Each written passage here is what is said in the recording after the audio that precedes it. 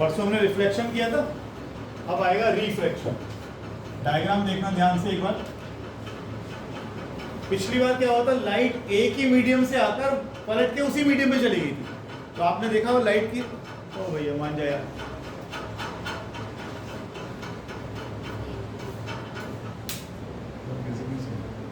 तो लाइट की स्पीड पे कोई फर्क नहीं पड़ा। तो हमने हर बार जब भी वो सर्कल्स बनाए थे, स्फीयर बनाए थे, हमने उनका रेडियस लिया ct। अब की बार ऐसा नहीं होगा। ये देखो, ये लाइट आई, ये लाइट का क्या है, ये क्या है लाइट का वेव फ्रंट। ये दोनों क्या है लाइट की रेज, रे 1 रे 2 सेम है, ऑलमोस्ट ऐसा ही सेम है, थोड़ा सा फर्क है, मीडियम बदल गया।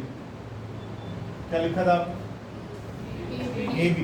कोशिश करेंगे वही सब चीजें लिख लेंगे तो दिक्कत नहीं होगी आपको। ए बी, ये आ गया ए डैश। अब देखो ये लाइट आ रही है, इससे पहले अब तक हम क्या कहते थे, लाइट की रेज आ रही है, लाइट की रेज आ रही है, इधर आ जाइए, दिक्कत होगी वहां से। लाइट की रेज आ रही है, अब लाइट की रेज नहीं आती, अब लाइट का वेव फ्रंट आता है, लाइट का वेव फ्रंट आता है। और इस वेव फ्रंट पर जितने भी पॉइंट्स हैं वो सभी सेम फेज में हैं, वो अपनी अपनी लाइट निकालेंगे, बाद में बात करेंगे। ये वेव फ्रंट आया, वेव फ्रंट आया, वेव फ्रंट आया, वेव फ्रंट आया। सबसे पहले वेव फ्रंट कौन से हिस्से से टकराया, ए से, तो इसमें रिफ्लेक्शन चालू हो जाएगा, इसमें रिफ्लेक्शन चालू हो जाएगा, तो ये मुड़ जाएगा, ये इधर की तरफ चला जाएगा। जितनी देर में वेव फ्रंट का हिस्सा बी से ए डैश पहुंचेगा, इतनी देर में ये तो आगे निकल लिया होगा, इतनी देर में ये तो आगे निकल लिया होगा। बस फर्क सिर्फ यहाँ है, यहाँ स्पीड की लाइट c1 है और यहाँ c2 है। जितने टाइम में, शब्दों पर ध्यान दो, जितने टाइम में वेव फ्रंट B से A डैश पर पहुंचेगा, उतनी देर में ये वाला पार्ट आगे चल दिया होगा, आया ना, तो इसको आगे भेज देते, ये मुड़ गया देते। पैरेलल लग रहा है, ठीक है, बनाइए।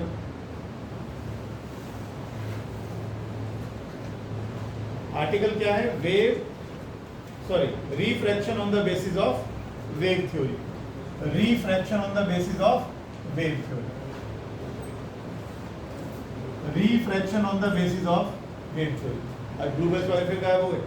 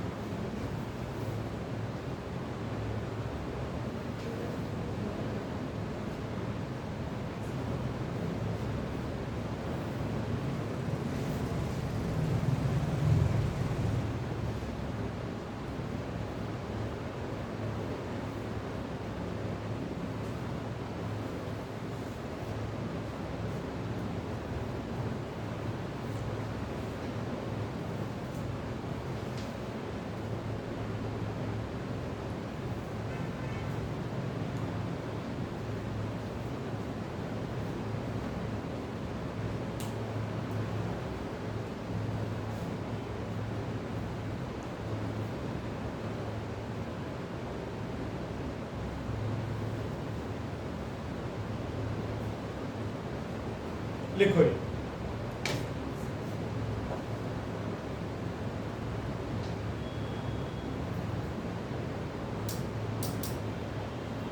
we have taken two media लिख सकते हो, अच्छा बना लो।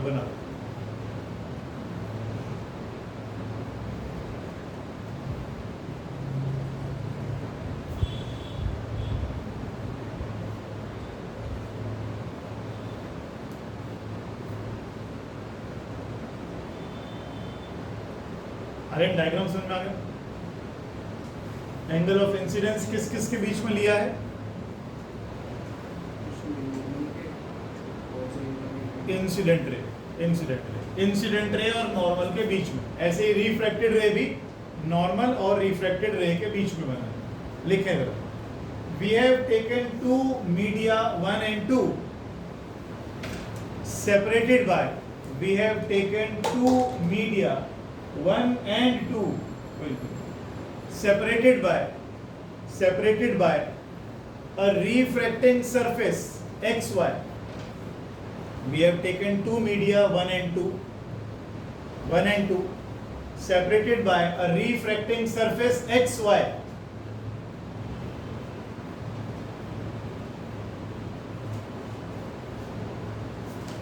ठीक है, आगे लिखो a plane wave front. Plane wave front कब आता था आर्यन? जब लाइट रेज पैरेलल आती हैं तो wave front plane wave front कहलाता है. जब पॉइंट सोर्स होती है तो स्फेरिकल, और अगर लाइन सोर्स हो तो सिलेंड्रिकल. ठीक, लिखे a plane wave front AB is incident on XY. A plane wave front is incident on XY. ठीक है जी. The wave front touches first of all at point A. The wave front touches first of all at point A and last at point A dash.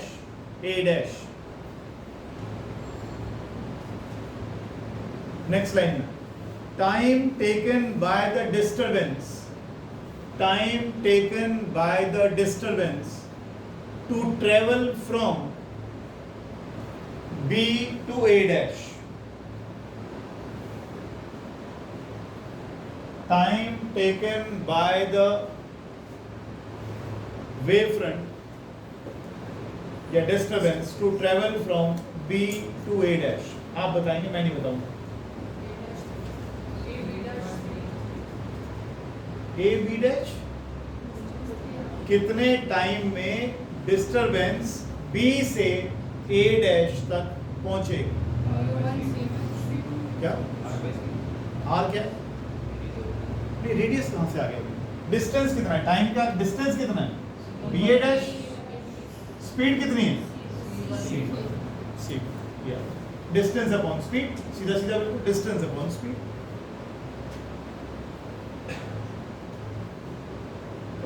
समझ में नहीं आता है तो पूछ लिया कीजिए. कुछ भी चीज मुश्किल नहीं है इसमें, बहुत सिंपल चीजें बता रहा हूं. लिखो आगे, कुछ लगता है तो बता दिया करो कि नहीं आ रहा. During the time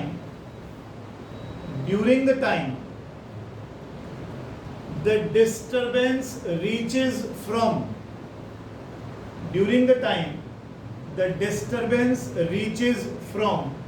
B to A dash. In time, ये गलती से मैंने T1 लिख दिया, T है. टाइम तो सेम ही रहेगा. During the time the disturbance reaches from B to A dash in time T, comma. अब A पर पहुंच गई, ध्यान दो कनिष्का. अब A पर लाइट पहले पहुंच गई यहाँ पर. अब यहाँ से जो नई वेव फ्रंट बनेगा, सेकेंडरी नाम आएगा उसको, जो A के बाद टकराने के, ये तो एक वेव फ्रंट आ ही रहा था. अब पहले कहाँ टकराया? A पर. उसके बाद नया वेव फ्रंट बनेगा. तो जो नया वेव फ्रंट बनेगा वो सेकेंडरी वेव निकालेगा. उसमें सेकेंडरी वेवलेट्स का नाम दूंगा. लिखो आगे. Secondary wavelets starting from A. Secondary wavelets starting from A will travel a distance. भावना बताएगी. Will travel a distance. बहुत बढ़िया. AB dash will travel a distance AB dash equals to C2 into. ठीक, चलो देखो समझ आएगा. जितने टाइम में वेव फ्रंट का ये हिस्सा B से A डैश पहुंचेगा, ये वाले हिस्से से जो सेकेंडरी वेव्स निकल रही है, ये कहां पहुंचेंगे? B डैश तक. तो ये डिस्टेंस किसके बराबर होगा? Speed into time. फर्क है पिछले वाले में और अब की बार में. पिछली बार में C सेम था, क्योंकि सेम मीडियम में आई, वहीं चली गई वापस. उसी मीडियम से आई, उसी में चली गई, तो स्पीड C दी हमने. अब की बार मीडियम बदलेगा. मीडियम बदलेगा तो अच्छा, यहाँ टाइम की वैल्यू चेंज कर देते हैं. टाइम की वैल्यू ऊपर है आपके पास, B A dash upon C1 लिख लो.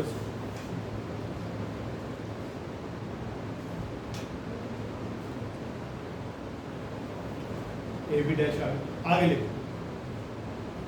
पिछले आर्टिकल में क्या किया था रिफ्लेक्शन में? आपने कुछ को R स्क्वायर सी लगाई. तो क्या करके लगाया था देखना है पिछले आर्टिकल में कितना रेडियस लिया था। हाँ हाँ लिखो तो with A as centre draw a spherical arc. Circular नहीं है, स्फेरिकल है, इसके ऊपर टेंजेंट नहीं डाली थी, टेंजेंशियल सरफेस डाला गया था, याद नहीं करके आए हो, नहीं चेहरा नहीं बता रहा। With A as centre draw a spherical arc of radius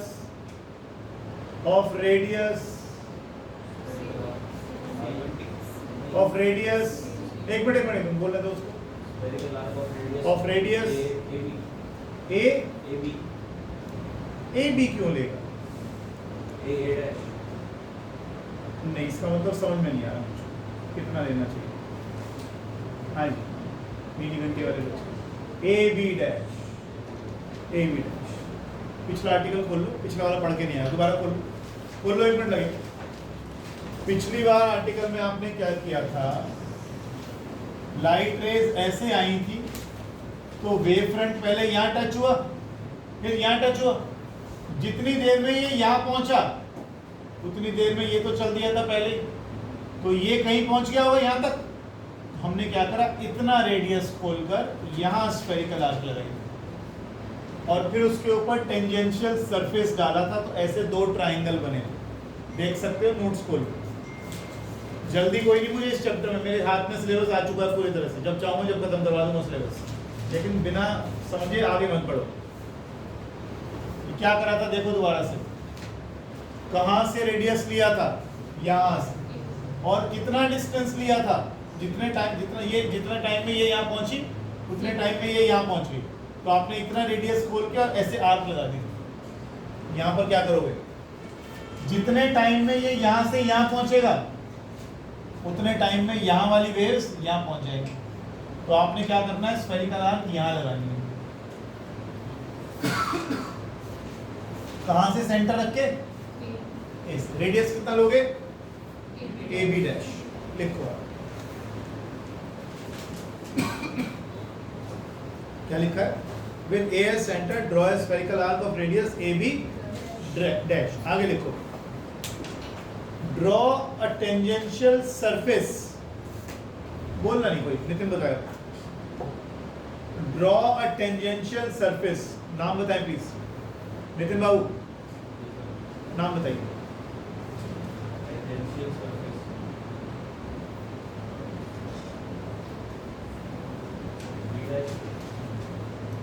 please बोले, रश्मि को आता है टेंजेंशियल सरफेस कौन सा वाला, इसका बता देना, इसमें क्या दिक्कत है। सरफेस किस पर डालते हो, आर्क पर डालते हो, आर्क कहाँ है? फिर और क्या मुश्किल है, ए डैश बी डैश लिखो। We draw a tangential surface A dash B dash to the spherical arc.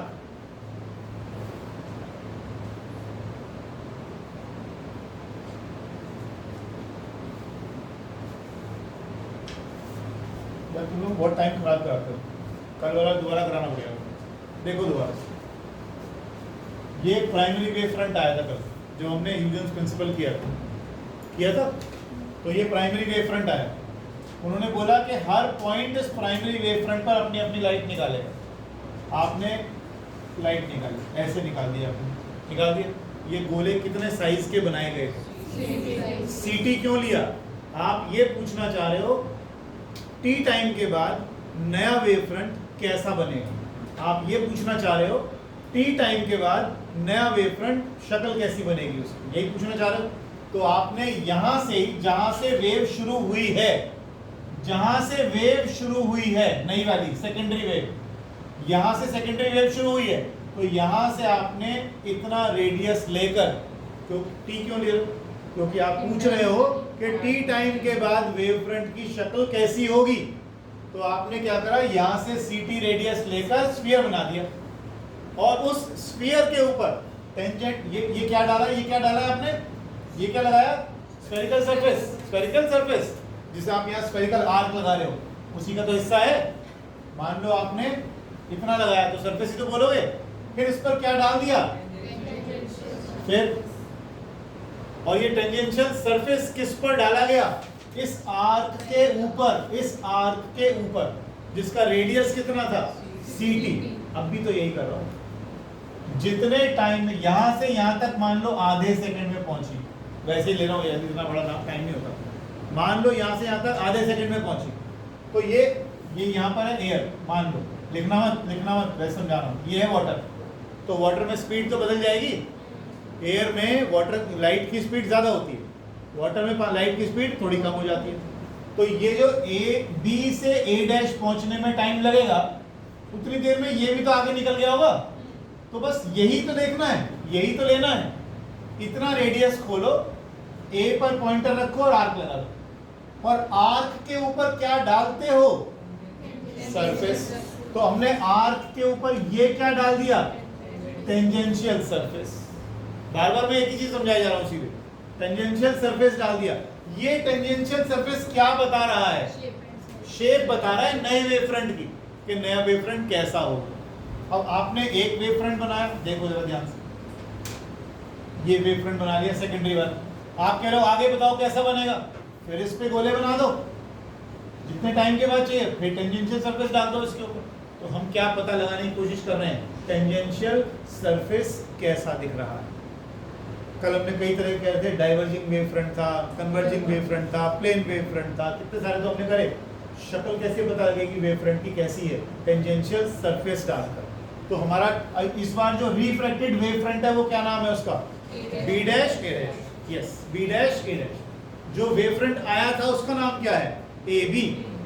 जो रिफ्रैक्ट होकर जा रहा है, ए डैश बी डैश। इतनी देर से यही कहेगा, कर क्या रहे, आर्टिकल क्या है, refraction on the basis of wave theory. Refraction का प्रिंसिपल क्या होता है, लॉ क्या होता है, लॉ ऑफ रिफ्रैक्शन 10वीं में पढ़ चुके हो, रे ऑप्टिक्स नहीं करी नहीं तो अभी पता होता तुम। रिफ्रैक्शन का लॉ क्या होता है, हाँ जी, sine i by sine r equals to mu, constant, याद आया, sine i by sine r equals to mu, Snell's law, Snell's law, कक्षा 10वीं 2 साल पहले कर चुके हो भाई, पहले कर चुके हो, आगे चलो। A dash B dash is the refracted wavefront, is the refracted wavefront, ये लिख लिया है, A dash B dash is the refracted wavefront।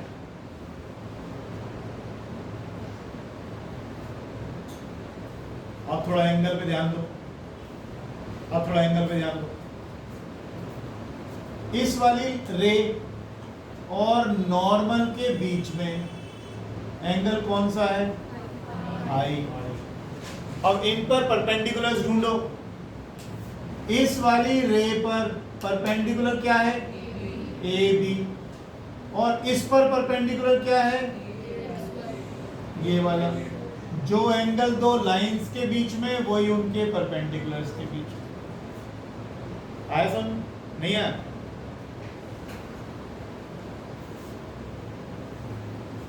देख, ये लाइट रे आई और ये परपेंडिकुलर डाल रखा है आप दूसरा वाला, यही तो कर रहे हो। ये क्या डाल रखा है, नॉर्मल। क्या डाल रखा है, नॉर्मल। इंसिडेंट रे और नॉर्मल के बीच में एंगल है इंसिडेंस। इस वाली लाइट रे के ऊपर कल हमने क्या लाइन लिख के गए थे, हमने कहीं लिखा भी था, नोट में लिखा था हमने कहीं पर, कि ray and wave front are perpendicular to each other, लिखा था ना। तो रे ये रही और वेव फ्रंट ये रहा, तो ये रे और ये वेव फ्रंट आपस में कैसे हैं, परपेंडिकुलर। इस रे के ऊपर ये नॉर्मल किस पे डाला है, इस सरफेस पे डाला है।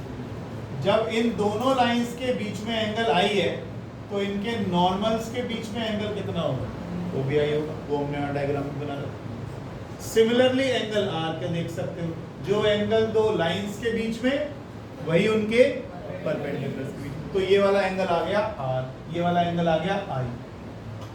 ठीक है, यहाँ पर पिछली बार तो हमने कॉन्ग्रुएंट किए थे, यहाँ कॉन्ग्रुएंट नहीं हो पाएगा। क्यों नहीं हो पाएगा कॉन्ग्रुएंट, देखो कॉन्ग्रुएंट इसलिए नहीं होगा, मान लो ये एयर है और ये वाटर है, तो एयर में लाइट की स्पीड ज्यादा है, तो ये डिस्टेंस कम ट्रेवल होएगा और ये डिस्टेंस ज्यादा ट्रेवल होएगा। ठीक बोल रहा हूँ?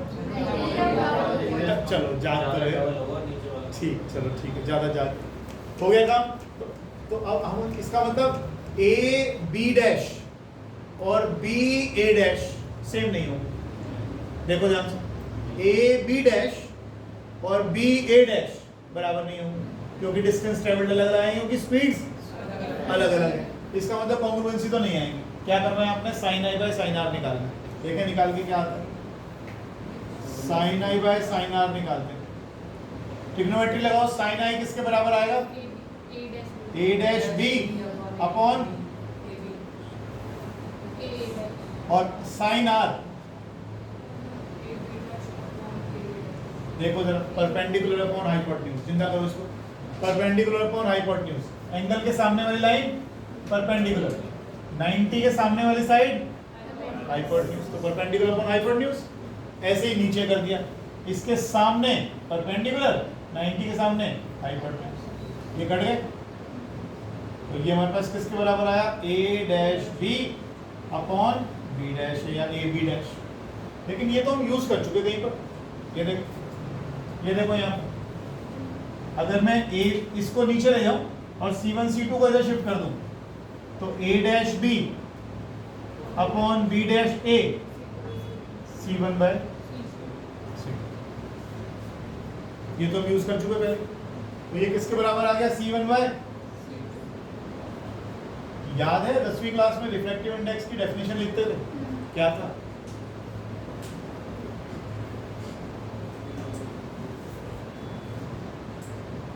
Speed of light in free space या vacuum upon free in medium. Light की स्पीड इन मीडियम, और ऊपर क्या है? लाइट की स्पीड इन एयर या कह लो वैक्यूम कह लो यहाँ। तो म्यू होता था C बाय V। C1 क्या है? Speed of light in medium 1। C2 क्या है? Speed of light in medium 2। क्या ये बदलेगी? नहीं, C1 भी सेम रहेगी, C2 भी सेम रहेगी। बदलेगी तो नहीं ना। C1 is a constant, C2 is also. पानी में लाइट की स्पीड तो सेम ही रहेगी, एयर में लाइट की स्पीड तो सेम ही रहेगी, ग्लास में लाइट की स्पीड तो सेम ही रहेगी, या वो बदल जाएगी? जब तक ग्लास की मटेरियल चेंज कर दूंगा मैं, सेम रहेगी ना। इसका मतलब ये दोनों चीजें कैसी हैं आपस में, ये रेशो कैसा है? और हमें यही तो सिखाया गया था, sine i by sine r is a constant, जो स्नेल अंकल बताकर गए हैं। देखिए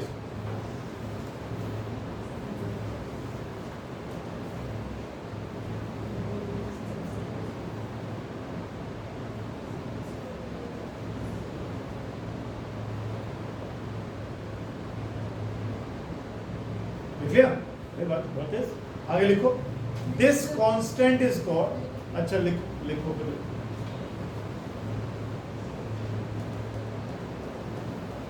चलो आगे आएगा। और नींद आ रही है आज, सच्ची बता रहा हूँ।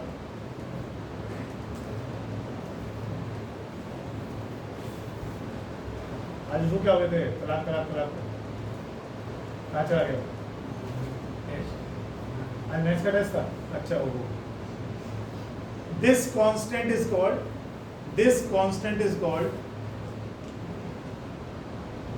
refractive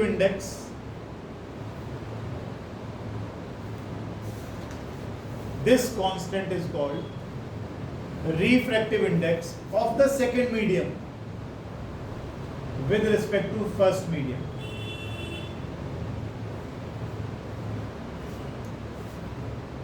मैं ऊपर लिख के दे रहा हूं इसको आगे। तो sine i by sine r equals to C1 upon C2 equals to μ2 by μ1 या 1 μ2, which is Snell's law.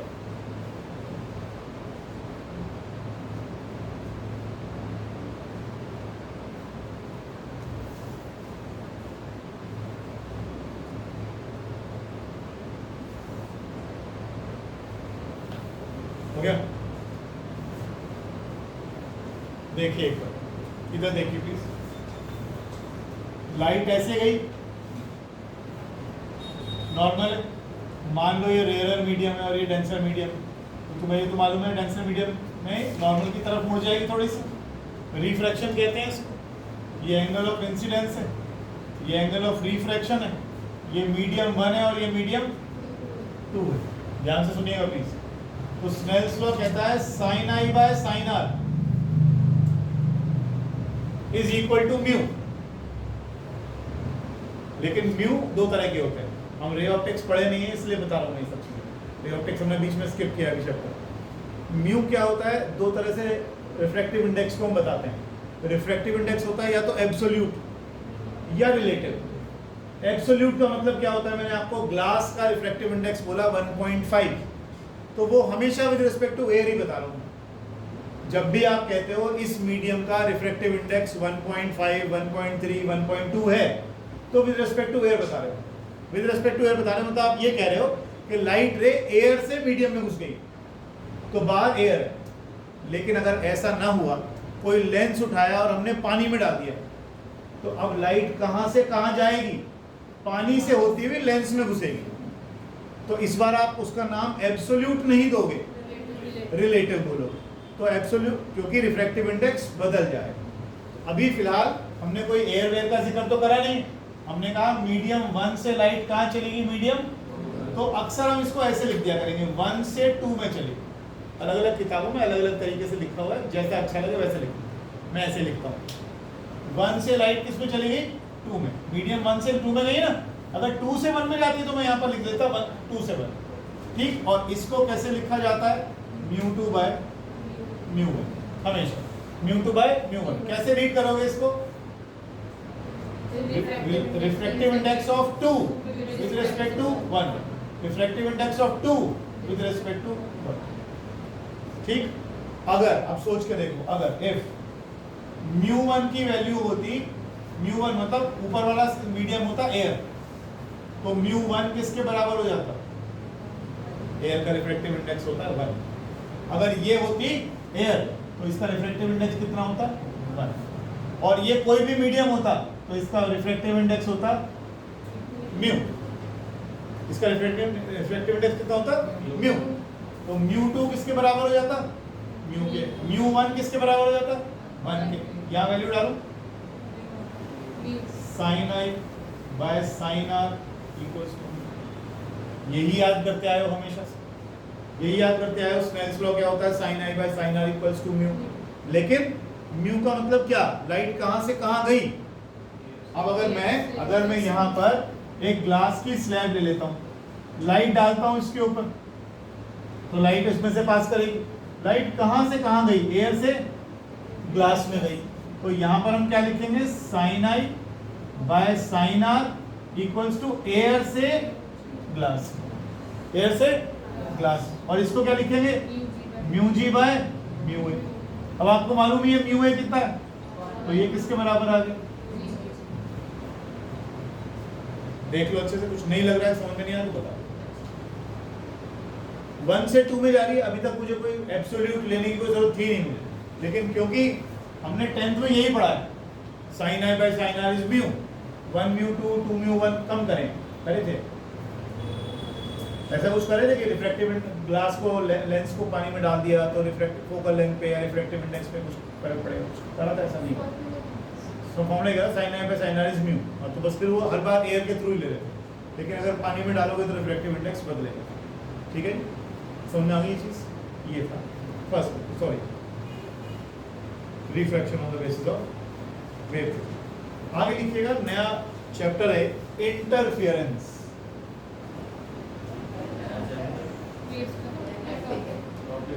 हाँ चलो,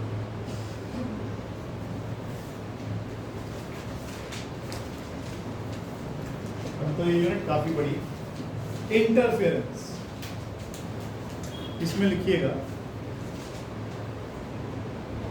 पिछले साल वेव्स का चैप्टर आया था आपके सिलेबस में, तो वेव्स के चैप्टर में आपने कुछ फिनोमिना पढ़े थे। पिछले साल पढ़ा था बीट्स, पढ़ा था, सुहानी याद है कुछ?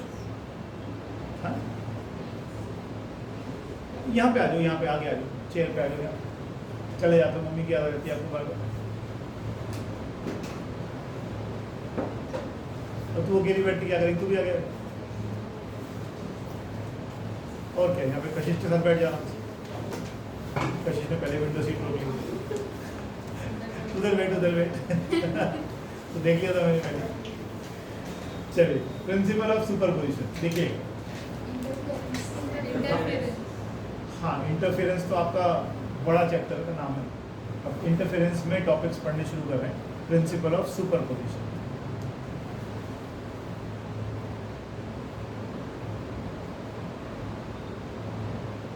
ये जो बीट्स पढ़े थे आपने, उसमें भी आपने यही किया था, प्रिंसिपल ऑफ सुपरपोजिशन। क्या था, कुछ याद है किसी को? बीट्स क्या होते हैं? तो अलग से पढ़ के गई थी। When two or more than two waves, when two waves are sounded together which have a frequency difference less than 10, जब दो वेव्स एक साथ प्ले करते थे, मान लो दो साउंड्स हैं हमारे पास, दो साउंड प्ले कर दी और उसमें फ्रीक्वेंसी का डिफरेंस 10 से भी कम है। एक है मान लो 880 और एक है 885, दोनों को एक साथ प्ले कर दिया आपने, तो आपको 5 बीट्स पर सेकंड सुनाई देगी। 5 बीट्स पर सेकंड का मतलब 5 हाई और 5 लो। ये सब आप करके आ चुके हो। वहाँ पर भी आपने क्या किया था, एक वेव बनाई थी, फिर दूसरी वेव को सुपर इम्पोज कर दिया उसके ऊपर, तो रिजल्टेंट वेव जो बनकर आई थी वो ऐसा रिजल्ट दे रही। सब भूल गए, उनको आईटी करनी। लिखो आगे चलो। When two or more than two waves,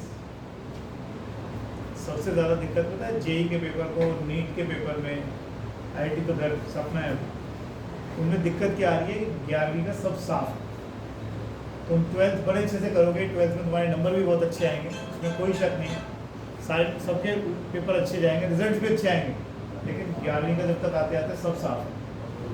अब जब जेई कर देने जाओगे तो आधा तो 11th आएगा, आधा 12th आएगा, उस आधे का क्या करोगे? तो गया हाथ से। याद कर नहीं रहे हो, रिवाइज कर नहीं रहे हो, टाइम लगा नहीं रहे हो, 11वीं वाले को लगाओगे भी कब, स्कूल रुक जाओगे कब? चलो, when two or more than two waves travel in a medium, comma, the resultant displacement, जी मुस्कुराओ नहीं, 12वीं क्लास पूरी अच्छे से कर लो और समय मिलेगा आखिरी में 2-1 महीने का रिवाइज करने का, और स्कूल थोड़ा सा कम करो। इतना रेगुलर रोज डिटॉल से नहा के स्कूल पहुंच जाते हैं, उससे कुछ होने वाला नहीं है, ठीक है ना? तो छुट्टी हफ्ते में लेनी ही पड़ेगी। स्कूल में तुम्हें भी पता है आउटपुट तुम क्या निकाल रहे हो। एक दिन बैठ के शाम को जब स्कूल से लौट कर आते हो तो देखना, एसेस करना, क्या मैं 6 घंटे में इतना लेकर आया हूँ जितनी देर मैंने वहाँ पर एनर्जी खर्च करी, तो तुम्हें जवाब मिल जाएगा अपने आप कि मैं कितनी देर करके आता हूँ। तो इसलिए रेगुलर जाने की स्कूल ज़रूरत नहीं है। अब हाफ ईयरली जा रहे हैं, कोशिश करो पूरी जोर लगा दो, 6-6, 8-8 घंटे, 10 घंटे पढ़ सकते हो तो हाफ ईयरली में नंबर अच्छे ले आओ। हाफ ईयरली में नंबर अच्छे आ गए तो पिछले साल भी तनुज पढ़ता था, हमारे स्कूल का बच्चा हो, उसको टीचर्स ने कुछ नहीं बोला, किसी टीचर ने, सबने सपोर्ट किया कि बेटा कोई बात नहीं, तू पढ़ रहा है, तुझे छुट्टी चाहिए तू ले। अटेंडेंस के लिए कोई तंग नहीं करेगा, लॉयंस में भी कोई तंग नहीं करता, ब्लू बेल्स का भी कोई तंग नहीं करता, बाकी स्कूल का मैं जाता नहीं। शारदा वाले जरूर तंग करते हैं, कोई है शारदा में? कोई नहीं है, बहुत अच्छी बात है। तो इसलिए कोशिश करो हाफ ईयरली में थोड़ा जोर लगाओ और अच्छे रिजल्ट्स ले आओ। अगर अच्छे रिजल्ट्स आ गए तो फिर तुम्हारी अटेंडेंस की चक्कर खत्म, फिर तुम छुट्टियां अपनी मर्जी से ले सकते हो। 1 महीना बचा है, अगस्त में तुम्हारे पेपर हो जाएंगे। थोड़ा सा कोशिश करो कि हाफ ईयरली में अच्छे नंबर आए तुम्हारे, फिर तुम्हारे को मौज आ जाएगी, समझ लेना। फिर कोई तुम्हें टोकने वाला नहीं, स्कूल अटेंडेंस की मौज लेना फिर आराम से। फिर तुम्हारा टाइम मिल जाएगा, तू जो कोर्स भी कर रहा है तो अलग से, उसके लिए भी टाइम मिलेगा। तो चलो, when two or more than two waves travel in a medium, the resultant displacement of any particle of the medium, the resultant displacement of any particle of the medium is given by vector sum of displacements due to individual waves.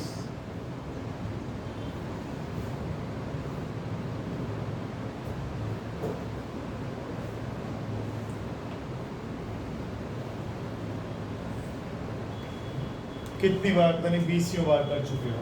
Yashmeet बाबू देखो, अगर एक wave ये गई, दूसरी wave में dotted बना देता हूं,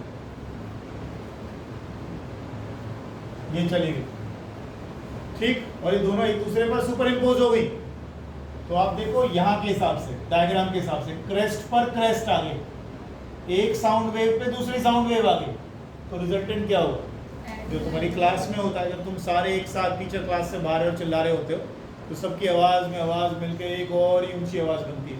बिल्कुल ऐसा ही हो रहा है। इसका रिजल्ट, इसका जो डिस्प्लेसमेंट है y1 है, इसका डिस्प्लेसमेंट y2 है, तो जो रिजल्टेंट वेव बनेगी इसका ये कितना आएगा? y1 प्लस, वेक्टर क्यों लगाएं? जरूरी थोड़ी है तो क्रेस्ट पे क्रेस्ट ही है, हो सकता है ऐसा हो जाए, एक वेव तो ऐसे ऐसे बन रही है, दूसरी वेव ऐसे ऐसे बन रही है, उस केस में क्या होगा? इसमें से ये माइनस होगा, इसीलिए वेक्टर लगा रखे हैं कि ऊपर है तो प्लस वाले साइन कर ऐड कर लो, नीचे वाले हैं तो माइनस करो, ठीक। तो इस केस में क्या करोगे? y1 माइनस y2, उसमें क्या करोगे? y1 plus. समझ लो बात? इसे कहते हैं प्रिंसिपल ऑफ सुपरपोजिशन, एक वेव का दूसरे के ऊपर सुपर इम्पोज, ठीक है। और पूरा चैप्टर अब इसी के ऊपर चलेगा। आगे चलो जी, बना पता तो नहीं। आगे लिखो इंटरफेरेंस ऑफ लाइट।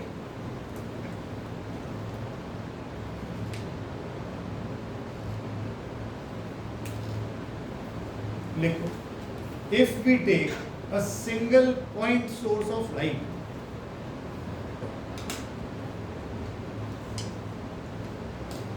यहां से अब चैप्टर शुरू हो रहा है, थोड़ा फोकस करना, किसी को नींद आ रही है तो मुंह धो जाते, सुबह से पढ़ते पढ़ते पढ़ते हम भी समझते हैं, थक जाते हैं, नींद आती है, और थोड़ी जागृत अवस्था में रहोगे तो समझ में ज्यादा आएंगी चीजें।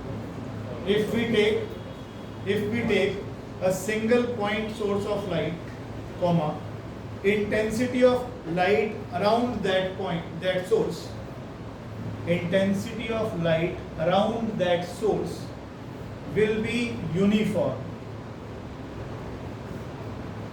will be uniform। कितनी सिंपल सी बात बोली है उसने। कह रहा है अगर आप single point source of light लेते हो तो इसके चारों तरफ जो लाइट फैलेगी उसकी इंटेंसिटी यूनिफॉर्म होगी। ऐसा नहीं होगा कि कहीं ज्यादा है और कहीं कम, इधर भी रोशनी इतनी पहुंचेगी, इधर भी उतनी पहुंचेगी, इधर भी और इधर। ये लिखा है पहले बार। आगे चलो, if we take 2 point sources of light,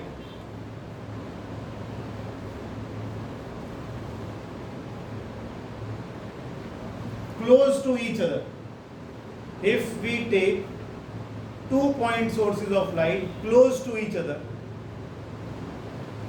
अब क्या होगा? अब दो बल्ब हमने पास पास रखे और जला दिए, अब क्या होगा? रोशनी चारों तरफ बढ़ तो जाएगी, चारों तरफ कहीं कम ज्यादा होगी या किसी एक सी होगी? बीच में कहाँ? अरे नहीं, वहां की तरह तो जा ही नहीं रहे, हमने दो बल्ब बिल्कुल पास पास ही रख दिए। अब इसके चारों तरफ रोशनी बराबर ही तो आएगी। अरे बराबर ही आएगी भाई। अब भी उसके चारों तरफ सारी वो इंटेंसिटी कैसी रहेगी? एक सी रहेगी। ऐसा थोड़ी है कि ज्यादा हो जाएगा कम हो जाएगा, कुछ नहीं होने वाला, कुछ नहीं होने वाला। If we take 2 point sources close to each other, even then the intensity of light around them will be uniform। if we take अच्छा वहीं बैठे होगी, 2 point sources, if we take 2 point sources close to each other, if we take 2 point sources close to each other,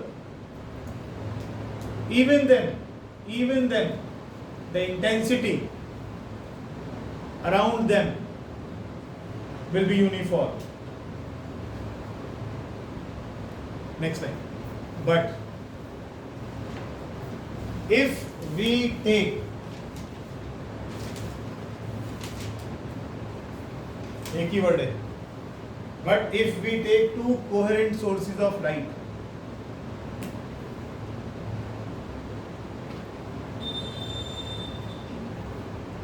then intensity around them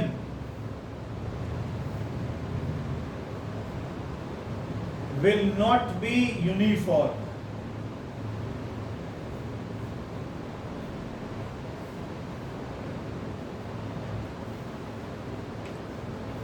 Last line. At some points, intensity will be. At some points, intensity will be minimum, and at some points, it will be maximum.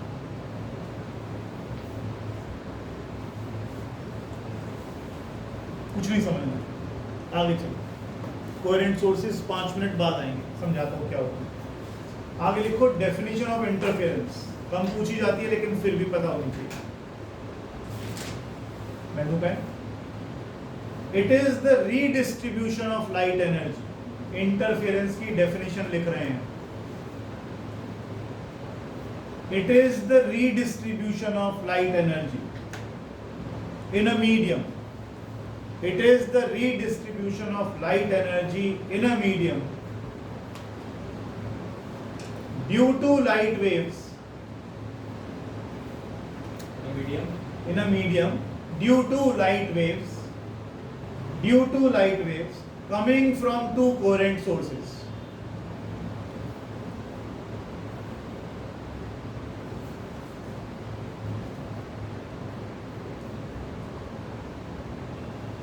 Coming from, लिख ले. Types of interference. Types of interference. मैंने कुछ नहीं समझाया अभी तक, इसलिए दिमाग पे जोर मत डालो. कुछ आ रहा है समझ में नहीं आ रहा, कोई बात नहीं. आगे लिखो. Types of interference. पहला लिखिएगा constructive interference.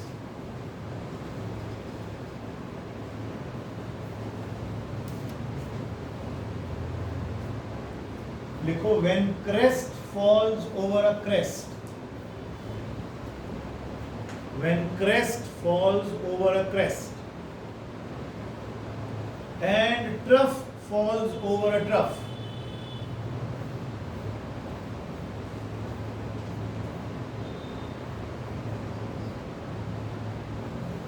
Interference is constructive.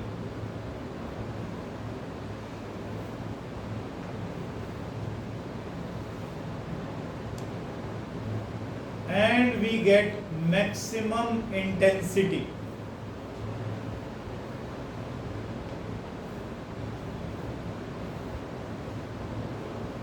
ऐसे ही जैसे अभी हमने पहले बनाया. एक वेव आ गई ये वाली, एक वेव आ गई ये वाली, क्रेस्ट पर क्रेस्ट और ट्रफ पे ट्रफ. तो जो रिजल्टेंट वेव आएगी वो ऐसे आएगी. अब इसको हम कह सकते हैं light plus light will give you more light. दो लाइट्स थी, एक सोर्स S1 से निकली, एक सोर्स S2 से निकली, और दोनों इस तरीके से सुपर इम्पोज हुई कि एक लाइट का क्रेस्ट दूसरी लाइट के क्रेस्ट पर, एक का ट्रफ दूसरी लाइट के ट्रफ पर. ठीक है. अभी आप एसी का चैप्टर पढ़ के आए हो, साइन वेव्स खूब बनाई हैं आपने. Light is also an electromagnetic wave. Light is also an electromagnetic wave. इसमें भी क्या बनते हैं, क्रेस्ट और ट्रफ बनते चलते हैं. ठीक है जी. लाइट में भी क्रेस्ट और ट्रफ बनते चलते हैं. एक लाइट का क्रेस्ट दूसरी लाइट के क्रेस्ट पे आ गया तो light plus light will give you more light. इस तो ऐसे केस में इंटेंसिटी कैसी होगी, मैक्सिमम होगी. Light plus light will give you more light. लेकिन दूसरे केस में दोनों ही लाइट हैं,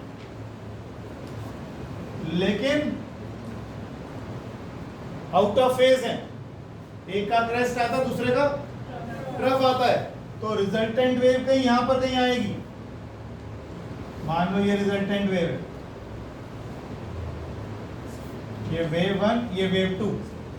अब यहां किस तरीके से बोलोगे इसको, light plus light will give you less light. ये बड़ा इंपॉर्टेंट पार्ट है. दो सिंपल सोर्स, अब मैं मुद्दे पर आ जाऊं जो मैं तुमसे समझाने की कोशिश कर रहा हूं. जब आपने दो सोर्स ऑफ लाइट लिए, दो बल्ब लिए आपने, एक बल्ब जलाया, चारों तरफ इंटेंसिटी कैसी, एक से. दो बल्ब पास पास रख दिए, ऑर्डिनरी बल्ब आस पास पास रख दिए, चारों तरफ रोशनी कैसी, एक सी. लेकिन जब हम दो कोहेरेंट सोर्सेज लेते हैं, कोहेरेंट सोर्सेज क्या होते हैं लिखो, पहले से पूरा तक।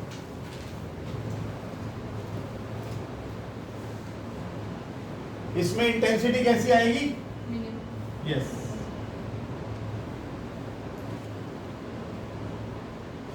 और एक बात बताऊं, इसी का केस बनेगा, अभी हम करेंगे भी। अगर एक लाइट ये रही, एक बार इधर देख लो प्लीज, दूसरी लाइट ये रही, दोनों की दोनों लाइट बराबर एम्पलीट्यूड दिखा रही है, और क्रेस्ट पे ट्रफ आ गया, आपने एक सोर्स जलाया, दूसरा सोर्स भी जलाया, लेकिन एक का क्रेस्ट दूसरे के किस पे आ गया? तो light plus light will give you know light, अंधेरा हो जाएगा वहां पर। और आप तो कह रहे हो मैं तो सोर्स लगा रखी है, मैंने तो लाइट के सोर्स लगा रखे हैं, फिर भी आप क्या देखोगे?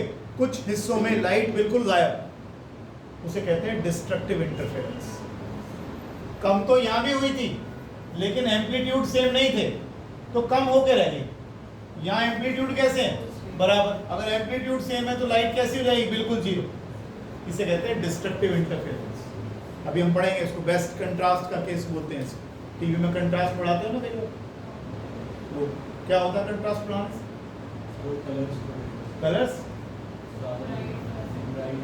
ज्यादा ब्राइट मत को, रेड और रेड हो जाता है, ब्लू और ब्लू हो जाता है, तो कंट्रास्ट बढ़ जाता है। अब की बार पढ़ेंगे उस कंट्रास्ट का मतलब क्या है। फिलहाल ये बात समझ में आ गई? कौन सा इंटरफेरेंस है? कंस्ट्रक्टिव। कंस्ट्रक्टिव में इंटेंसिटी कैसी? ज्यादा। Light plus light will give you more light. यहाँ पर क्या हो रहा है? Light plus light will give you less light. Light plus light will give you know light. यहाँ पर अगर एम्पलीट्यूड कैसे हो गए? बराबर। कोहेरेंट सोर्सेज के बारे में देखो, लिखो these are the sources of light. Destructive में लिखा नहीं, इंटेंसिटी में लिखो। अगर लिखना चाहो तो लिख लो, when crest of one wave falls over the trough of another wave we get destructive interference. ये डिस्ट्रक्टिव। अगर लिखना चाहो तो लिख लो डिस्ट्रक्टिव में, when crest of one wave falls over trough of another wave. एक वेव का क्रेस्ट दूसरी वेव का ट्रफ जब सुपर इम्पोज करेंगे तो आपको जो लाइट की इंटेंसिटी मिलेगी वो कम होगी, मिनिमम होगी। ठीक है ना? बना लो डायग्राम, बना लो, नोट्स तो ढंग से बनाइए। राहुल साहब अच्छे से नोट्स बनाए। बच्चे बड़े हो जाएंगे जब देखेंगे तो कहेंगे करना पड़ता है ढंग से। चलो, क्या पता उनके काम आ जाए, ऐसी सोच के बनाया। चलें आगे। देखिए, कोहेरेंट सोर्सेज ऑफ लाइट।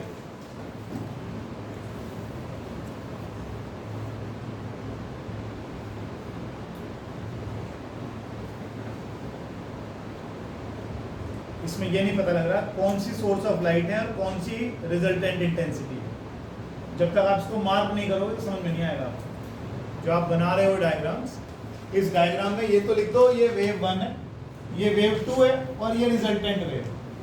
ऐसे ही इसके अंदर ये वेव 1 है, ये वेव 2 है और ये रिजल्टेंट वेव है। उस डायग्राम का क्या करना तुमने गोले गोले से बना दिया है ना? भाई मार्क कर लो ढंग से कि कौन सी चीज किस पे सुपर इम्पोज हुई। आगे लिखो, coherent sources of light are those sources of light, are those sources which emit light waves,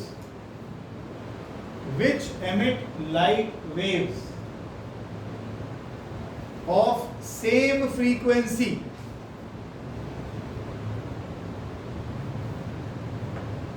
or of same wavelength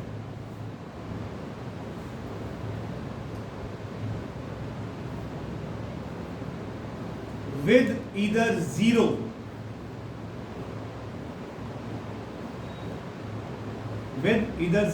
or constant phase difference.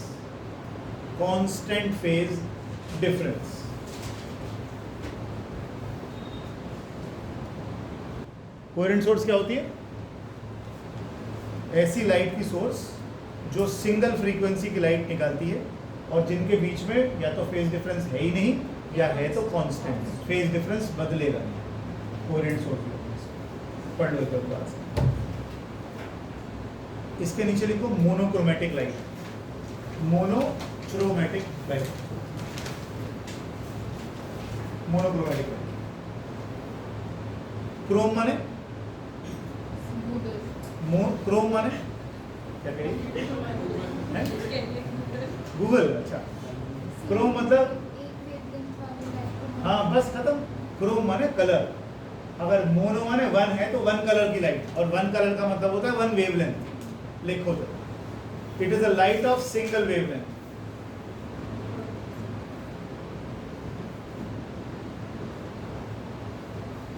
It is a light of single wavelength.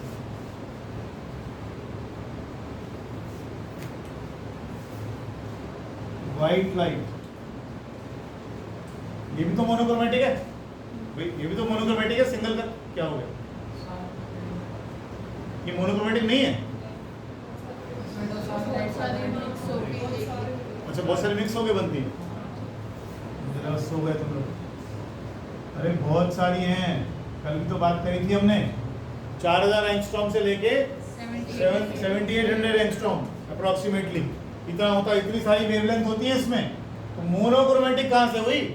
Monochrome माने mono single colour, single wavelength, single frequency, एक ही frequency, एक ही colour. ये light कैसी है? Polychromatic. एक ही word है, मैंने अलग अलग लिखा है। पॉलीक्रोमेटिक लाइट या एक्रोमेटिक लाइट कहते हैं इसको। ठीक है जी। पॉलीक्रोमेटिक लाइट होती है व्हाइट लाइट, क्योंकि इसमें एक कलर नहीं होता। नेक्स्ट आता है मेन आर्टिकल जो इसका चैप्टर का है, यंग्स डबल स्लिट एक्सपेरिमेंट। हाँ, बूढ़ों का नहीं, Young's double slit experiment. Spelling हुई है जवानों वाली।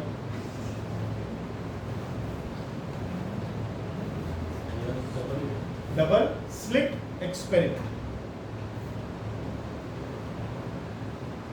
हटा दो, ये जो बोर्ड पे लिखा हटा दो।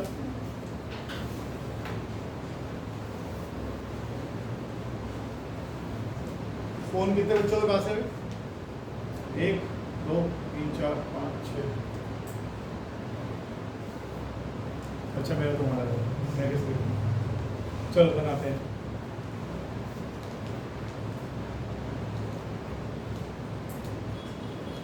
डायग्राम अच्छा नहीं बनाओगे कुछ समझ नहीं आएगा, पहले कह रहा हूँ।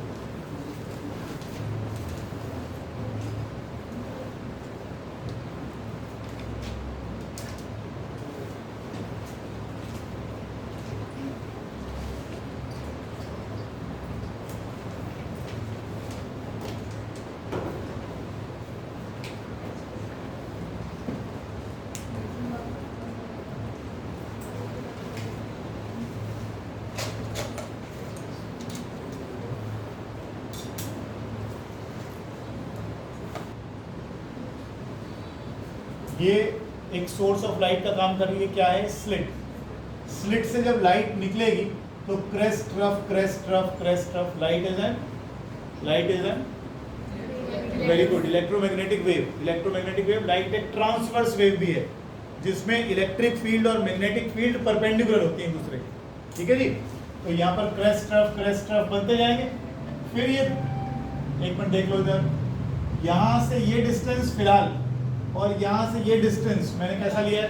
बराबर लिया है। अगर ये डिस्टेंस बराबर है तो यहाँ से जो लाइट पहुंचेगी वो सेम फेज में यहाँ पहुंचेगी और सेम फेज में यहाँ पहुंचेगी। जो ये फेज होगा वो ये फेज होगा। फिर ये जो स्लिट है दो, अगली वाली दो स्लिट जो है ये अपनी लाइट निकालेंगे। जब ये अपनी लाइट निकालेंगी तो क्रेस्ट ऑफ फिर बनेंगे। अब एक चीज देखो, ये दो छोटे छोटे होल्स हैं, छोटी छोटी स्लिट है, इससे लाइट निकली। लाइट किस फॉर्म में निकलेगी? वेव्स की फॉर्म में लिखेंगे। वेव्स निकलेंगी तो क्रेस्ट ऑफ बनेगी। एक सोर्स से निकली हुई लाइट की क्रेस्ट ऑफ दूसरे वाले के साथ क्या करेगी? इंटरफियर करेगी, इसीलिए नाम इंटरफियरेंस है। इंटरफियर करेगी तो बहुत सारी जगहों पर आपको दिखेगा क्रेस्ट पे क्रेस्ट आ गया, ट्रफ पे ट्रफ आ गया, क्रेस्ट पे क्रेस्ट आ गया, ट्रफ पे ट्रफ आ गया। उसके ठीक सामने आपको ब्राइट फ्रिंज नजर आएगी, यानी वहां पर रोशनी होगी। ठीक है, जहां पर क्रेस्ट पे ट्रफ, क्रेस्ट पे ट्रफ, क्रेस्ट पे ट्रफ, क्रेस्ट पे ट्रफ आ रहा है, वहां कौन सा इंटरफेरेंस होगा? डिस्ट्रक्टिव इंटरफेरेंस होगा। और फ्रिंज कैसी आएगी? डार्क आएगी। जो इन दोनों के एग्जैक्टली बीच में है, दोनों स्लिट के एग्जैक्टली बीच में है, वो सेंट्रल ब्राइट फ्रिंज कहलाएगी। उसके बाद alternate dark bright, dark bright, dark bright fringes बनती चली जाएंगी, बिल्कुल ऐसे जैसे आपको बार कोड में दिखाई देता है। ठीक है ना। अब हमने जो वो पढ़ा था, क्या नाम है, शुरुआत में हमने क्या लिखा था कि अगर दो इंडिपेंडेंट सोर्स ऑफ लाइट हैं तो उसके चारों तरफ इंटेंसिटी कैसी थी? यूनिफॉर्म। क्या वहां कहीं ऐसा हुआ dark bright, dark bright, dark bright कहीं बना? कहीं नहीं बना। क्यों? क्यों? क्योंकि दो इंडिपेंडेंट सोर्स से जो लाइट निकल रही है उसमें फेज का डिफरेंस कांस्टेंट नहीं है। फेज का डिफरेंस कैसा होना चाहिए? या तो हो ही ना, या हो तो कांस्टेंट हो। अब यहां पर ये आपको दिखाई दे रहा है, ये आपको दिखाई दे रहा है, इसे कहते हैं sustained interference pattern. Sustained interference pattern, बाद में लिखेंगे हम इसको। सस्टेन्ड माने ठहरा हुआ, सस्टेन्ड माने ठहरा हुआ, रुका हुआ। अब आपको दिख रहा है सामने बारकोड जैसी कोई चीज बन गई, कहीं डार्क कहीं ब्राइट, कहीं डार्क कहीं ब्राइट बन रहा है। सबसे बीच वाली को क्या बोलते हैं? Central bright. और उसके दोनों तरफ आपको बैंड्स दिखाएंगे, डार्क ब्राइट। और अच्छा, डेफिनेशन क्या लिखी थी? पढ़ो दोबारा, उस टाइम तो लिखवा के मैं निकल गया। आपने लिखा था इंटरफेरेंस क्या है? Redistribution of light energy. देखो यहां से रोशनी निकली, यहां से भी निकली, यहां से भी लाइट निकली, यहां से भी लाइट निकली। वो सारी लाइट यहां पहुंचनी चाहिए थी, पूरा स्क्रीन रोशन हो जाना चाहिए था, पूरे स्क्रीन पर लाइट पड़नी चाहिए थी, लेकिन पूरे स्क्रीन पर लाइट नहीं पड़ी। कहीं कहीं लाइट ज्यादा हो गई और कहीं कहीं लाइट गायब हो गई या कम हो गई। यही हो रहा है। इसी को क्या बोलते हैं? रीडिस्ट्रीब्यूशन। और ये जो आप देख रहे हो, ये वही इंटरफेरेंस पैटर्न, एक वेव का दूसरी वेव के साथ इंटरफियर करने की वजह से जो पैटर्न बन रहा है, इसे ही यंग्स डबल स्लिट एक्सपेरिमेंट में दिखाया गया। इंटरफेरेंस पैटर्न बनाया। डबल स्लिट इसलिए क्योंकि दो स्लिट से लाइट निकली, और ऐसा नहीं है कि इंटरफेरेंस लाइट में ही होता है। कल को जब आप आओगे अगली क्लास में तो मैं आपको वीडियो दिखाऊंगा पानी में इंटरफेरेंस कैसे दिखाई देता है। बहुत प्यारा एक्सपेरिमेंट है, वो दिख रहा है उसके अंदर कि कैसे लाइट वेव्स बनकर इंटरफेयर आपस में करती हैं और अलग अलग पैटर्न बनते हैं उसके अंदर। पानी में भी बन जाएगा, लाइट में भी हो जाता है, हमें लाइट का ही पढ़ना है। ठीक है, समझ में आ रहा है क्या कर रहे हैं? असेंशियल कंडीशन क्या है इसके लिए? Coherent source. असेंशियल कंडीशन क्या है? Coherent source. आप ये भी तो सोच सकते हो इस कमरे में 4 ट्यूबलाइट चल रही हैं, हमें तो कुछ नहीं दिख रहा। ऐसा दीवार पे, कोई दीवार पे, कहीं पे बोर्ड पे कहीं ऐसा हो रहा, कहीं लाइट डार्क कुछ हो रहा है? कुछ भी नहीं हो रहा। क्या इंटरफेरेंस नहीं हो रहा? इंटरफेरेंस तो हो रहा हो, लेकिन वो इंटरफेरेंस इतना तेज बदल रहा है कि हमें कुछ नहीं दिख रहा। वो बाद में बात करेंगे कितना तेज बदलता है, क्यों बदलता है। लेकिन इंटरफेयर, देखो इंटरफेयर तो करेगी। क्या इस लाइट से वेव नहीं निकल रही? बिल्कुल निकल रही है। उस सामने वाली ट्यूबलाइट से भी वेव्स निकल रही हैं, तो वेव्स तो आ रही हैं। वेव आएंगी तो आपस में टकराएंगी, टकराएंगी माने इंटरफेरेंस भी करेंगी। अगर इंटरफेयर करेंगी तो इसका मतलब कहीं ना कहीं क्रेस्ट पे ट्रफ, ट्रफ पे क्रेस्ट भी आएंगे, लेकिन हमें दिख तो कुछ नहीं रहा, दिख तो कुछ नहीं रहा। लेकिन जब हम कोहेरेंट सोर्स लेते हैं तो हमें साफ दिखाई दे रहा है। क्या दिखाई दे रहा है? कि कहीं लाइट आता है, कहीं डार्क आता है, कहीं लाइट आता है, कहीं डार्क आता है। यानी लाइट जो पूरी स्क्रीन पर पड़नी चाहिए थी वो रीडिस्ट्रीब्यूट हो गई। कुछ हिस्सों में ज्यादा लाइट है, कुछ हिस्सों की लाइट गायब है, कम हो गई या खत्म ही हो गई। कहीं बिल्कुल डार्क हो गया, कहीं बिल्कुल ब्राइट हो गया। ठीक है, लिखना शुरू।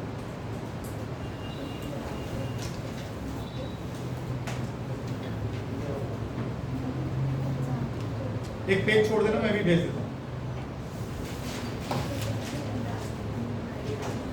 या चलो लिखो, we take a narrow slit. Diagram के लिए जगह तो छोड़नी पड़ेगी, बाद में बनाना, यहाँ तो बनाना मुश्किल है। या एक काम कर लेना, सीख लेना, बाद में फिलहाल गूगल से डायग्राम निकाल के और उसको काट के लगा लेना। इसमें कहाँ बनाओगे? बिजी लोग, फिर रील कौन देगा डायग्राम बनाएंगे? ऐसे थोड़े दूसरे लोगों के बच्चे भी तो पाल लें। We take a narrow slit S. हाँ भाई, कोई बाजार में डांस कर रहा है, कोई छत से कूद रहा है, इन गरीबों की मेहनत को ऐसे थोड़ी है, लाइक्स भी बढ़ने चाहिए, सब्सक्राइबर भी बढ़ने चाहिए, पैसे कमाने दो लोग। दिन में कम से कम 6 घंटा रील देखा करो, तो ऐसे कैसे लोगों के काम चलेंगे। We take a narrow slit S, उन आंटी को भी देखा करो जो आम का अचार बनाती है 4 तरीके से, उनको भी लाइक करना जरूरी, उनका भी घर चलना। We take a narrow slit S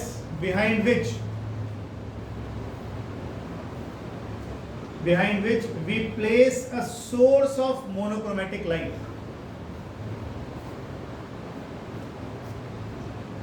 Here.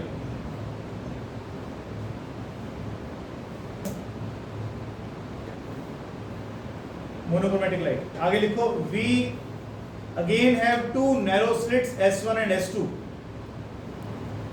We again have two, इस स्लिट का साइज कितना होना चाहिए?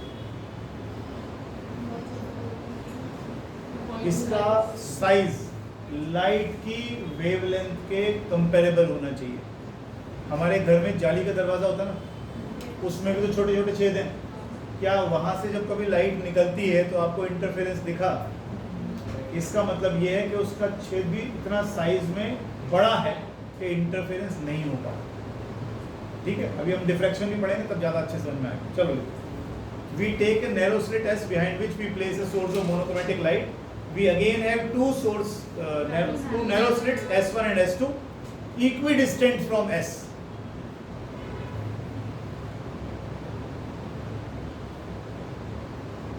Equidistant from S.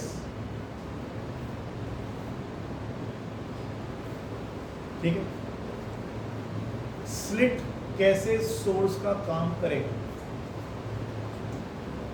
स्लिट कैसे सोर्स का काम करेगा?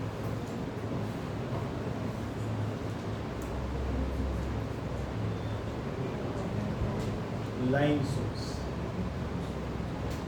स्लिट ऐसे है, स्लिट ऐसे है ना, तो यहां से भी लाइट निकलेगी, यहां से भी निकलेगी, यहां से भी निकलेगी, यहां से भी निकलेगी, यहां से।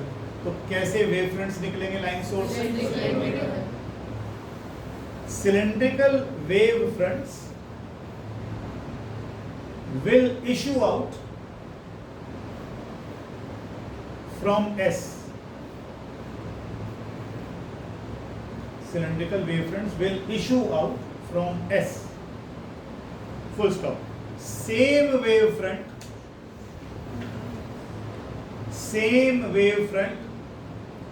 will touch S1 and S2. अच्छा ये वाली पढ़ी मैंने। Same wavefront will touch S1 and S2. इस लाइन को 2 बार पढ़ोगे तो क्या लिखा? सेम वेवफ्रंट S1 S2 पे पहुंचा, मतलब ये कि वेवफ्रंट क्या था? जिस पर पॉइंट सारे सेम फेज में होते हैं। हम भी तो यही चाह रहे हैं। S1 और S2 किसका काम कर रहा है? कोहेरेंट सोर्स की तरह काम कर रहा है। कोहेरेंट सोर्स क्या करती है? सेम फेज में या कांस्टेंट फेज डिफरेंस में लाइट निकालती है। हमने यहां से सेम वेवफ्रंट को यहां पहुंचा दिया। सेम वेवफ्रंट क्यों पहुंचा? अगर ये डिस्टेंस कम होता, ये डिस्टेंस ज्यादा होता, तो एक वेवफ्रंट पहले पहुंचता, एक वेवफ्रंट बाद में पहुंचता, तो उन दोनों में फेज का डिफरेंस सेम हो ना हो पता नहीं है, सॉरी जीरो फेज डिफरेंस हो ना हो हमें पता नहीं। कांस्टेंट हो सकता था, लेकिन हमें पता नहीं कांस्टेंट बनेगा कि नहीं बनेगा। लेकिन फिलहाल हमने क्या करा है? Zero phase difference. Zero phase difference क्यों बोला हमने? ये डिस्टेंस और ये डिस्टेंस कैसा है? बराबर। ये डिस्टेंस और डिस्टेंस कैसा है? बराबर। तो जो वेवफ्रंट यहाँ से निकला उसी समय यहाँ पहुंचेगा, उसी समय यहाँ पहुंचेगा, तो यहाँ पर भी वाइब्रेशन सेम फेज में होगी और यहाँ पर भी सेम फेज में होगी। अब जब ये अपनी लाइट निकालेंगे तो वो भी सेम फेज में निकलेगी, वो भी सेम फेज में, और हमें तो चाहिए सेम फेज। मैंने फिर बोला सेम फेज क्यों चाहिए हमें? तभी तो इस तरह का डायग्राम बना पाऊंगा। सेम फेज अगर ऐसे ऐसे ऐसे ऐसे हो गया तो क्या करूंगा उसका? फिर तो कुछ नहीं दिखेगा मैं वहां पर। आगे secondary wavelets will start from S1 and S2.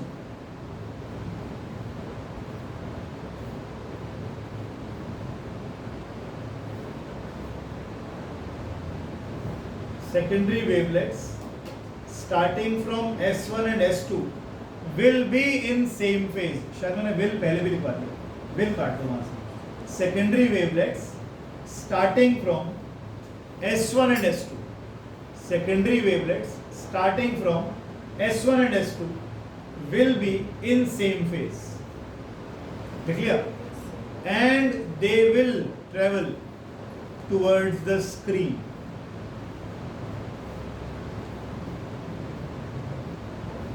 And they will travel towards the screen. Full stop. At places, next line से लिखो, एक पैराग्राफ खत्म सही. At places where crest meets a crest.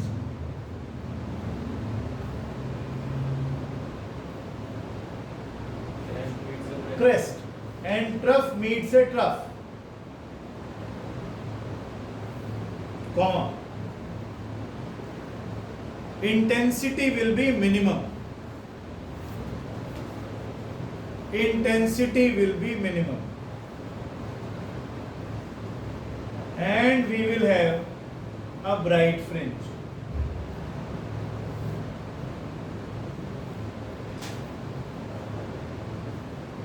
गड़बड़ हो गया कुछ, राइट नहीं डार्क आनी चाहिए. देखना है, कुछ गलत लिखवा दिया. देखना सही है ना.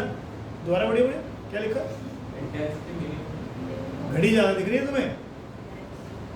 अरे शुरू के पॉइंट वर्ड्स तो पढ़ो, क्या लिखवा दिया. क्रेस्ट पर क्रेस्ट आई, ट्रफ पर ट्रफ आई. लाइट का क्रेस्ट लाइट के क्रेस्ट पे ऐड होगा तो बड़ी लाइट, ज्यादा लाइट नहीं आएगी, फिर ब्राइट फ्रिंज नहीं बनेगी. तो ऊपर मिनिमम. मैंने क्या लिखवा दिया, आप बोलो बोलो. उधर से 4 लड़कियों ने मना कर दिया देख के मुझे, बोले गलत लिखवा रहे हो. मैंने फिर इशारा कर दिया, चुप रहो, सो रहे कुछ बच्चे. अरे क्या लिखा था. At places where crest meets a crest and trough meets a trough, intensity will be maximum and fringe will be bright and vice versa. यानी जहां पर क्रेस्ट पे ट्रफ आएगी वहां पर इंटेंसिटी मिनिमम और फ्रिंज कैसी बनेगी. डार्क. डार्क. एक लाइन और लिख लो, बस खत्म करते हैं. We will observe alternate. We will observe alternate dark and bright fringes on the screen.